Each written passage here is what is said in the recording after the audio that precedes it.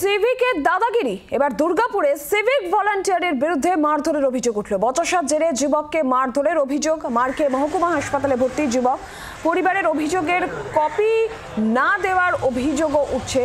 যে খবর সামনে আসছে, সিভিকের দাদাগিরি।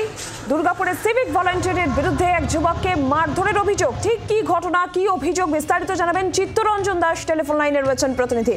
চিত্তরঞ্জন, দেখো, যে ঘটনাটা ঘটেছিল গতকাল, যে এক যুবক তোমার অন্ডাল থানা এলাকায়, সে তার বন্ধুর সঙ্গে গেছিল এক জায়গায় এবং বন্ধুর সঙ্গে ঝামেলায় জড়িয়ে পড়ে কয়েকজন সিভিক ভলেন্টিয়ার, এবং সেই সিভিক ভলেন্টিয়ার সঙ্গে ঝামেলায় জড়িয়ে গেলে সেই যুবক যখন তাকে ছাড়াতে যায়, অর্থাৎ সঞ্জয় সিং যখন ছাড়াতে যায়, তখন এই সিভিক ভলেন্টিয়ার তাকে ঘিরে মারধর শুরু করে। তুই কেন এই ঘটনাস্থলে আসছিস বলে সেইভাবে তাকে মারধর করে এবং তাকে যথেচ্ছভাবে মারধর করা হয়। সে দুর্গাপুর মহকুমা হাসপাতালে ভর্তি, তার নাকে চোখে মুখে লাগে এবং সে হাসপাতালে ভর্তি।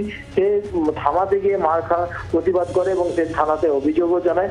আমরা এই বিষয়ে পিন্টু সাহেবের সঙ্গে কথা বলছিলাম, তিনি যারা একটা অভিযোগ পেয়েছেন এবং যাদের সঙ্গে ঝামেলা হচ্ছিল, অর্থাৎ সিভিক ভলেন্টিয়ার না, অন্য কারোর সঙ্গে সিভির বক্তব্য, অন্য কোনো কয়েকটা ছেলের সঙ্গে এই ছেলেদের ঝামেলা হচ্ছিল বলে তারা থানাতে গিয়ে এই ঝামেলা হয়েছে এবং দুই পক্ষের অভিযোগ পেয়েছে। তবে কি ঘটনা ঘটেছে সেটা তদন্ত করে দেখা হচ্ছে।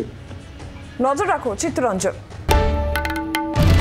বাংলার আওয়াজ, বাঙালির আবেগ, জি 24 ঘন্টা।